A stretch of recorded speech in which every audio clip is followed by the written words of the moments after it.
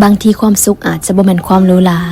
แต่เป็นความธรรมดาที่เรียบง่ายอย่าไปให้ค่ากับความสมบูรณ์แบบจนเกินไปจนลืมความสุขจากสิ่งใกล้ๆตัวความจริงแล้วความสุขก็อยู่ในนี่อยู่ใกล้จนเราแนมบ่เห็นตอนที่เฮาเอาแต่ไขว่คว้าหามันกับรู้สึกว่าทางข้างหน้ามันมืดมนและความสุขก็ยิ่งไกลออกไปกลับมาอยู่กับปัจจุบันหันมาแนมเมืองคนใกล้ตัวกลับมาใส่ใจสิ่งที่เฮามีพัฒนาสิ่งที่เฮาเป็นและตั้งใจเฮ็ดปัจจุบันในตอนนี้ให้มันดีกว่าเมื่อวานที่เคยเป็นความสุขมันคือความพอใจมันคือมื้อที่ใจเฮาเบิกบานลองปล่อยผ่านและให้อภัยกับความผิดพลาดผู้อื่นง่ายๆอย่าถือสาหาความการจับดีผู้อื่นก็บ่ได้หมายความว่าเฮาเป็นคนดีแต่อย่างน้อยๆมันก็ให้ใจเฮาเบาขึ้นในโลกนี้มีคน 7,000 ล้านคนต่างความคิดและพวกเฮาทุกคนก็จำเป็นต้องอยู่ร่วมกันหากเฮาบ่ยืดหยุ่นบ่กลับมาปรับที่โตเฮาจะถือไปให้หนักอีกดนปานใดจึงจะปล่อยวาง